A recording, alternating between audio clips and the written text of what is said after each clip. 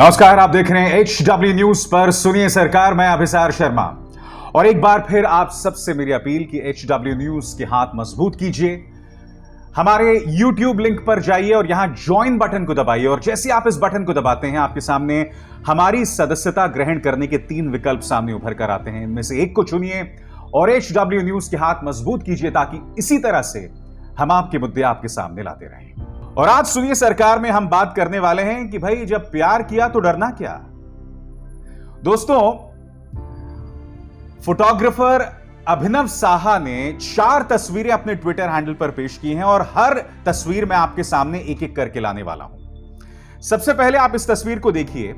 इस तस्वीर में यह लिखा गया है no photography no video recording. फिर उसके बाद कैमरा जूम आउट करता है। फिर 4 इस तरह के 5 इस तरह के बोर्ड्स हैं जिसमें लिखा गया है कि आप यहां घुस नहीं सकते, यहां फोटोग्राफी नहीं कर सकते, यहां प्रवेश नहीं कर सकते। ठीक है, अब ये जगह कौन सी है अब जाके पता चलता है। यहां पर दिखाई देता है राष्ट्रपति भवन और फिर कैमरा जूम आउट होता है तो दिखाई देता है इंडिया गेट। यानी कि प्रधानमंत्री नरेंद्र मोदी का 13,000 करोड़ का जो बंगला बन रहा है वहां पर अब एक आदेश जारी कर दिया गया है कि यहां पर आप तस्वीर नहीं ले सकते, वीडियो नहीं बना सकते।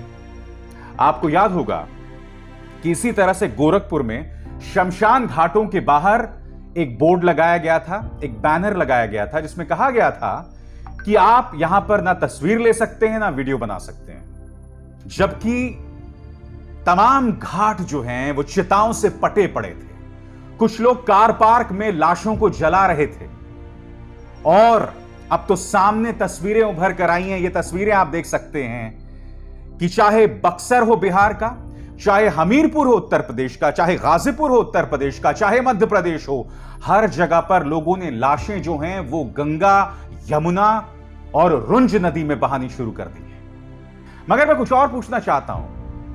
कोरोना काल के बीचों बीच जब कोरोना काल जो है वो चढ़ रहा था, उस वक्त आपने अनुमति दी प्रधानमंत्री नरेंद्र मोदी के 13,000 करोड़ के बंगले के। तो अब मैं आपसे जानना चाहता हूं कि जब आप ये कर ही रहे हैं तो अब आपको शर्म क्यों आ रही है कि लोग वहां की तस्वीरें लें, लोग वहां की वीडियो लें? क्यों? मैं ये जानना चाहता हूं आपसे। आपको तो गर्व करना चाहिए क्योंकि कोई भी दुनिया की ताकत आपको रोक नहीं सकी, इस सरकार को रोक नहीं सकी इस निर्माण कार्य पर अंकुश लगाने से, उस पर फुल स्टॉप लगाने से। फिर आपको क्यों शर्म आ रही है अगर लोग वहां की तस्वीरें ले रहे हैं, वीडियो ले रहे हैं? मैं ये जानना चाहता हूं आपसे, किस बात की शर्म है आपको? मैं आपको बताता हूं शर्म आपको किस चीज की आनी चाहिए, एक एक करके मैं आपको बताना चाहता हूं। दोस्तों, सबसे पहले आपके सामने पत्रकार अनुराग द्वारी जो हैं उन्होंने ये जानकारी पेश की है। वो बता रहे हैं कि भोपाल के अंदर जो हामिदिया अस्पताल है उन्होंने ये रिपोर्ट किया है कि प्रधानमंत्री केयर्स, पीएम केयर्स के फंड से जो वेंटिलेटर आ रहे हैं वो सब खराब हैं। आगे दिखाता हूं मैं आपको। उसके बाद वो ये बता रहे हैं, ये पढ़िए क्या कह रहे हैं अनुराग द्वारी। सिर्फ भोपाल ही नहीं, सागर के बुंदेलखंड मेडिकल कॉलेज में पीएम केयर से मिले वेंटिलेटर्स में 28 दिसंबर को शॉर्ट सर्किट होने की घटना सामने आई थी। आज यहां 72 वेंटिलेटर है लेकिन सिर्फ 5 वेंटिलेटर का कोविड आईसीयू में इस्तेमाल हो रहा है, बाकी स्टोर रूम में धूल खा रहे हैं। ये पीएम केयर्स, प्रधानमंत्री केयर फंड से निकलने वाले वेंटिलेटर्स हैं। क्या मोदी सरकार को इस बात को लेकर शर्म नहीं आ रही? जब आपके बंगले की कोई तस्वीर खींच रहा है वहां पर आप अंकुश लगा रहे हैं। मगर देखिए, ये आगे देखिए और एक और तस्वीर आपको दिखाता हूं। इस बार अनुराग जो हैं वो उन्होंने वीडियो पेश किया। वीडियो आपके स्क्रीन पर इस वक्त। शहडोल में 24 वेंटिलेटर्स पीएम केयर से मिले हैं। डॉक्टर कह रहे हैं कि मशीन्स एडवांस्ड हैं इसलिए चलाने में दिक्कत है। मतलब गजब है, जहां पर वेंटिलेटर्स पहुंच रहे हैं वो काम नहीं कर रहे हैं और जो पहुंच रहे हैं उसे चलाने का एक्सपर्टीज नहीं है। मैं ये जानना चाहता हूं कि जब बीजेपी सरकार को इस बात को लेकर शर्म आ रही है कि कोई प्रधानमंत्री के नए बंगले की तस्वीर ना ले, तो क्या इस बात को आपको लेकर शर्म नहीं आ रही है? कांग्रेस नेता जयवीर शेरगिल ने यह बताया है कि किस तरह से अन्य राज्यों में जो पीएम केयर से जुड़े वेंटिलेटर्स पहुंच रहे वो काम नहीं कर रहे हैं। इसको लेकर जवाबदेही किसकी है मुझे बताइए। आपने हजारों करोड़ रुपए देश की जनता से पिछले साल ले लिए थे वो पैसे कहां जा रहे हैं उसकी कोई जवाबदेही नहीं है। कोई आरटीआई काम नहीं करती पीएम केयर्स के ऊपर। यानी कि सूचना के अधिकार के अंतर्गत अगर मैं कोई आवेदन डालूं तो उसे रिजेक्ट कर दिया जाता है जब पीएम केयर्स फंड की बारी आती है। और यह हाल है उन वेंटिलेटर्स का। मैं बताता हूं आपको शर्म किस बात पर आनी चाहिए दोस्तों। आपकी स्क्रीन पर पत्रकार शिखर गुप्ता ने यह जानकारी दी है। मैं वो वीडियो आपको नहीं दिखा सकता हूं, मगर उन्होंने लिखा क्या है मैं आपको बताता हूं। गंगा के बाद मध्य प्रदेश के पन्ना जिले की रुंज नदी में लाशों का सैलाब। रुंज नदी में तैर रही आधा दर्जन से अधिक लाशें। अब मैं आपको सुनाना चाहता हूं कि वहां एक ग्रामीण क्या कह रहा है। आप गांव वालों के दर्द को समझिए दोस्तों। वो लोग ये कह रहे हैं कि हमारे पास लकड़ियां नहीं है, जरिया नहीं है कि हम उन लाशों को जला सकें, इसलिए कई लोग जो हैं उन लाशों को बहा रहे हैं नदियों में। अब उन्हीं नदियों में उनके जानवर पानी पीते हैं, उन्हीं नदियों में हमारे गांव वाले जो है नहाते धोते हैं। क्या कह रहे हैं गांव वाले, आइए सुनते हैं। यहाँ नदी में लिहासें पड़ी हैं। जैसे अब हमें नहाना है तो पानी दूषित है। पानी यहाँ का पीते भी हैं, जब हैंड पंप खराब हो जाएगा। जानवर भी यहाँ का पीते हैं। यहाँ 5-6 लाशें पड़ी हैं, 5-6 दिन हो गए। ये ग्राम पंचायत के तहत की है, अभी तो उसका कोई वो ही नहीं हुआ है। हम चाह रहे हैं कि अब लास्ट है, जो प्रशासन इसकी तरफ शायद कुछ ध्यान दे। हाँ, और ये जो लिहासों को देख के सुन के पूरा गांव दहशत में है कि पानी पिएंगे तो पिएंगे कहाँ, जब हैंडपंप हमारे खराब हो जाएंगे। अभी देखें तो यहाँ पर पूरा पानी गंदगी दे रहा है। मैं जानना चाहता हूं कि क्या बीजेपी सरकार को इस तस्वीर पर ये ग्रामीण जो क्या कह रहे हैं इस पर आपको शर्म आती है? या कम से कम पिछले 24 घंटे का आंकड़ा देखिए दोस्तों, रिकॉर्ड तोड़ चुका है एक दिन में मौतों का आंकड़ा। 4205 मौतें, और यह आंकड़ा जो है अब 2.5 लाख को पार कर चुका है भारत के अंदर। अगर 4205 मौतें पिछले 24 घंटे में हुई है ना दोस्तों, तो मैं दावे के साथ कह सकता हूं कि असल आंकड़ा इससे 5 से 10 गुना ज्यादा होगा, पूरी जिम्मेदारी के साथ। और मैं ऐसा क्यों कह रहा हूं? मैं ऐसा इसलिए कह रहा हूं क्योंकि कई पत्रकार जो इस वक्त शमशान घाटों में, कब्रिस्तानों में जाकर रिपोर्टिंग कर रहे हैं, वो ये बता रहे हैं कि आंकड़ा इससे कहीं ज्यादा है। देखिए, सिंपल सा लॉजिक है। 2019 में जब कोरोना नहीं था, तब आमतौर पर भारतीय शमशान घाटों में 27,000 लाशें जलती थी रोजाना। अब सोचिए अगर हम उसमें सिर्फ 4,000 रोज डाल दें तो इससे कौन सी बड़ी आपदा आ जाएगी, इससे कौन सा बड़ा फर्क पड़ जाएगा। मगर आप देख रहे होंगे कि लाशों को नदियों में डाला जा रहा है, लाशों को ऐसी आवारा छोड़ दिया गया है, लाशों को कुत्ते खा रहे हैं, जानवर खा रहे हैं। ऐसा क्यों हो रहा है? ऐसा इसलिए हो रहा है कि ये जो 4,000 का आंकड़ा है वो झूठा है। ये 4,000 नहीं, ये 25 से 40,000 हो सकता है। इसलिए लाशें इस तरह से आवारा जो हैं वो नदी में बहाई जा रही हैं। कभी तो दिमाग का इस्तेमाल कीजिए। ये सामान्य ज्ञान है, ये सामान्य समझ है, कॉमन सेंस है। और इस मुद्दे पर विपक्षी नेता राहुल गांधी ने करारा हमला बोला है। एनडीटीवी की खबर आपकी स्क्रीन पर। रेत में सिर डालना सकारात्मक नहीं, देशवासियों के साथ धोखा। बीजेपी पर फिर बरसे राहुल गांधी। राहुल गांधी ने क्या कहा, तुरंत मैं आपको पढ़ के सुनाना चाहता हूं। राहुल गांधी कह रहे हैं, कोविड महामारी के दौरान बीजेपी द्वारा सकारात्मक बातों पर जोर देने की कवायद को लेकर राहुल गांधी ने बीजेपी पर जोरदार हमला किया है। कोविड को लेकर सरकार के खिलाफ अपना आक्रामक रुख जारी रखते हुए कांग्रेस नेता राहुल गांधी ने ट्वीट कर लिखा है कि सकारात्मक सोच की झूठी तसल्ली स्वास्थ्य कर्मचारियों और उनके परिवारों के साथ मजाक है, जिन्होंने अपनों को खोया है और ऑक्सीजन, अस्पताल, दवा की कमी झेल रहे हैं। बकौल राहुल गांधी, रेत में सर डालना सकारात्मकता नहीं, देश के साथ धोखा है।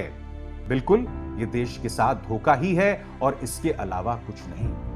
मैं आपको यह भी बताना चाहता हूं कि किस तरह से इलाहाबाद हाई कोर्ट ने तल्ख तेवर चुनाव आयोग, योगी सरकार और हाई कोर्ट्स जो बड़े अदालतें हैं उन पर अपनाया है। क्या कहा है आपकी स्क्रीन पर, election commission, government failed to fathom disasters consequences of polls. Uttar Pradesh की इलाहाबाद हाईकोर्ट यह कह रही है कि चुनाव आयोग, इसके अलावा सरकारें और यही नहीं, जो तमाम बड़ी बड़ी अदालतें हैं, उन्होंने इस मामले में जो उसके दुष्परिणाम होंगे उसके बारे में नहीं सोचा। चुनाव आयोग पर यह दूसरा करारा हमला है। इससे पहले मद्रास हाईकोर्ट ने कहा था कि आप पर खून का केस क्यों ना दर्ज कर दिया जाए, खासकर आपने जिस तरह से चुनाव कराए हैं। तो चुनाव आयोग बच नहीं सकता। और चुनाव आयोग को क्या दोष दें? चुनाव आयोग तो एजेंडा फॉलो कर रहा है बीजेपी का, तो हम सिर्फ चुनाव आयोग पर दोष नहीं मढ़ सकते। इसके लिए दोष सिर्फ और सिर्फ बीजेपी सरकार का है। और इस वक्त भी दोस्तों सरकार की सिर्फ एक प्राथमिकता है कि किसी तरह से उनकी छवि बचाई जाए, और अपनी छवि बचाने के लिए इन्होंने बहुत ही फूहड़ रास्ते अख्तियार कर लिए हैं, बहुत ही अजीबोगरीब काम कर रहे हैं। दोस्तों मैं आपको बताता हूं, कल मोदी सरकार के तमाम मंत्री दो खबरों को ट्वीट कर रहे थे, यह बता के कि देखिए अंतर्राष्ट्रीय मीडिया किस तरह से प्रधानमंत्री की तारीफ कर रही है। दरअसल ये दोनों अखबार या ये दोनों समाचार एजेंसीज जो हैं, इनके भक्त ही चला रहे थे। और इनमें से एक लेख तो बीजेपी के एक प्रवक्ता सुदेश वर्मा ने लिखा है, और मैं बताता हूं क्यों। क्योंकि जिन दो एजेंसीज में इनके लेख छपे हैं जिसमें मोदी सरकार की तारीफ हुई है, एक का नाम है द डेली गार्डियन और एक का नाम है ऑस्ट्रेलियन पोस्ट। और ऑस्ट्रेलियन पोस्ट ने क्या कहा है और द डेली गार्डियन ने क्या कहा है मैं आपको बताऊंगा। मैं पहले आपको यह बता दूं कि द ऑस्ट्रेलियन ने क्या कहा था। द ऑस्ट्रेलियन ने यह कहा था कि प्रधानमंत्री नरेंद्र मोदी ने अपनी छवि के लिए पूरे देश को कोरोना में झोंक दिया था। मैं आपको यह बताना चाहता हूं दोस्तों कि गार्डियन ने क्या कहा था, आपके स्क्रीन पर अब आने वाला है। गार्डियन ने अपने संपादकीय में लिखा है जो आपकी स्क्रीन पर है, political यूब्रीज met pandemic reality in India this week. At the beginning of March, the Hindu nationalist government of Narendra Modi claimed the country was in COVID-19's endgame. India is now in a living hell. A new double mutant variant named B1617 has emerged in a devastating coronavirus second wave, which has seen hospitals run out of beds and oxygen. Mortuaries are so full that bodies are left to decompose at home. Charities warn that the dead risk being left on the streets. ये कह रहा है Britain का अखबार guardian. और मैं आपको ये बताना चाहता हूं दोस्तों इस मुद्दे पर द टाइम का क्या कहना है जो अब आपके स्क्रीन पर है। Decomposing bodies floating in the Ganges as India's COVID deaths pile up. यह है वहां के खालिस अखबार, ओरिजिनल अखबार, मगर इनके पास दोस्तों सिवाय प्रचार के कोई काम नहीं है। सबसे पहले देखिए क्या कह रहा है Australian post. Beside COVID-19, India is also fighting with vulture journalists who are spreading more panic and despair than pandemic. यानी कि इस खबर के मुताबिक भारत कोरोना का तो मुकाबला कर ही रहा है, मगर साथ ही गिद्ध जैसे पत्रकारों का मुकाबला कर रहा है जो कि समाज के अंदर वहशत और दहशत फैला रहे हैं।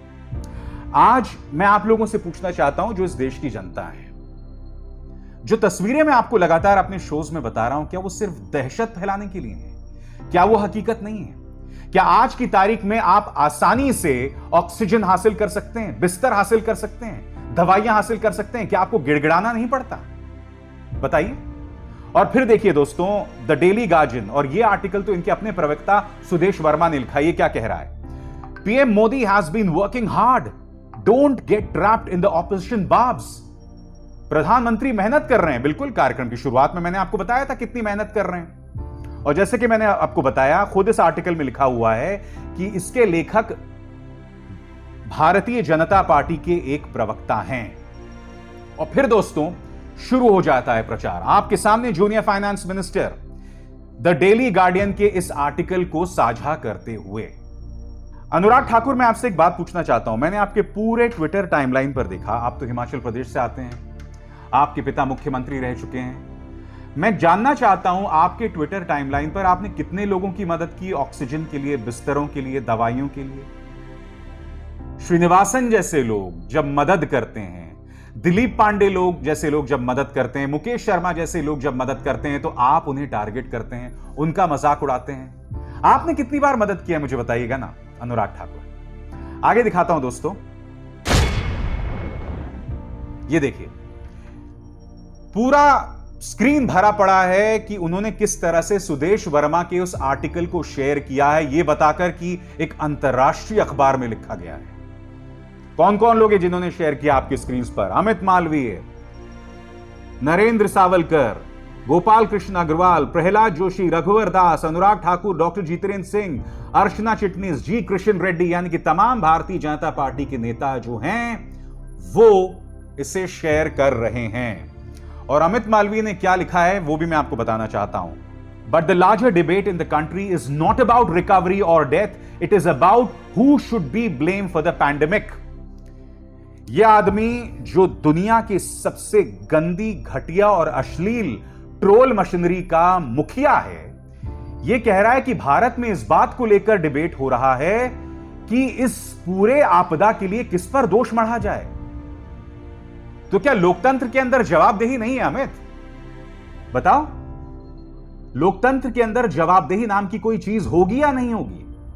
और खासकर उस सरकार से जवाब तो मांगा जाएगा ना जो सरकार इस दौरान, इस आपदा के दौरान भी प्रधानमंत्री नरेंद्र मोदी के लिए घर बना रहा है।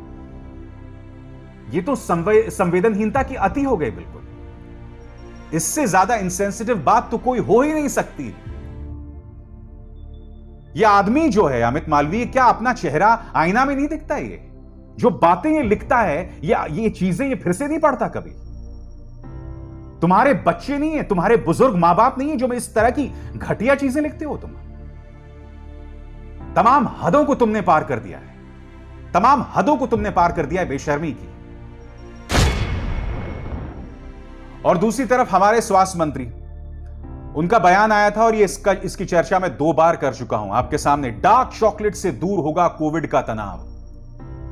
और इस पर रिसर्चर्स कह रहे हैं कि इस बात का प्रमाण दे स्वास्थ्य मंत्री। दोस्तों, ये शख्स जो है ना, ये एक डॉक्टर हुआ करते थे, इन्होंने डिग्री हासिल की होगी डॉक्टरी की, और ये शख्स आज की तारीख में ये कह रहा है कि डार्क चॉकलेट से कोविड से जुड़ा हुआ तनाव दूर होता है। मैं आपसे जानना चाहता हूं, और ये बात खुद रिसर्चर्स उनसे पूछ रहे हैं कि इसका क्या प्रमाण है आपके पास? इन लोगों ने दोस्तों देश का मजाक बना दिया है कोरोना को लेकर। आज भी ये लोग सिर्फ इस बात में लगे हुए हैं कि किसी तरह से हम प्रधानमंत्री नरेंद्र मोदी की और देश की छवि बचाएं। और ऐसे में मुझे बहुत डर लग रहा है, मुझे बहुत डर लग रहा है कि अगर एक तीसरा वेव आता है, एक तीसरी लहर आती है कोरोना की, तो इसको लेकर इनकी क्या तैयारी है? या मोदी सरकार ने अभी से हाथ पांव खड़े कर लिए कि भाई हमसे काम तो नहीं बन रहा है। आज ये दौर है दोस्तों कि आप और हम एक दूसरे का हाथ थाम के आगे बढ़ रहे हैं। सरकार की तरफ से मदद की हमें कोई उम्मीद नहीं दिखाई दे रही है। इतनी बेबस है आज की तारीख में देश की जनता। खैर, मगर सुनिए, सरकार में हम इसी तरह से आपके सामने आपसे जुड़े मुद्दे लगातार लाते रहेंगे। अभिसार शर्मा को दीजिए इजाजत। नमस्कार। जब हमने HW न्यूज नेटवर्क की नींव डाली थी, तब हमने यह ठाना था कि न्यूज और इंफॉर्मेशन ये लोगों तक फ्री पहुंचनी चाहिए, मुफ्त पहुंचनी चाहिए, और हम आज भी ये वचन पर कायम हैं। पर जैसे आपको मालूम है, न्यूज चैनल चलाने के लिए पैसों की जरूरत है, तो हमको सबको न्यूज फ्री पहुंचाने के लिए कुछ मेंबर्स और कुछ सपोर्टर्स की जरूरत है। जी हाँ, मेरी आप सबसे गुजारिश कि आप सब HW न्यूज हिंदी की मेंबरशिप को ग्रहण करें। ये सदस्यता स्वैच्छिक है, यानी कि आप अपनी मर्जी के मुताबिक इसे ग्रहण कर सकते हैं, क्योंकि अगर आप इसे ग्रहण नहीं भी करते तब भी आपको HW न्यूज हिंदी के तमाम कार्यक्रम मिलते रहेंगे।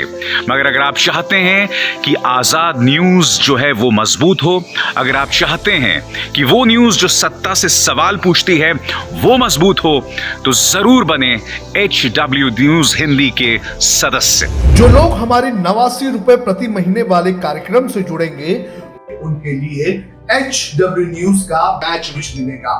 साथ ही साथ उन लोगों को हमारे एक्सक्लूसिव पोल्स में भी शामिल होने का मौका मिलेगा। इसके अलावा हमारा जो दूसरा मेंबरशिप कार्यक्रम है वो 199 रुपीस प्रति महीने का है, यानी कि 199 रुपए प्रति महीने। और इस प्रोग्राम में हमारे जो मेंबर्स हैं उन्हें 99 रुपए के प्रोग्राम वाले सभी चीजें तो मिलेंगी, इसके अलावा बिजनेस से जुड़ी हुई बातें भी हम करेंगे।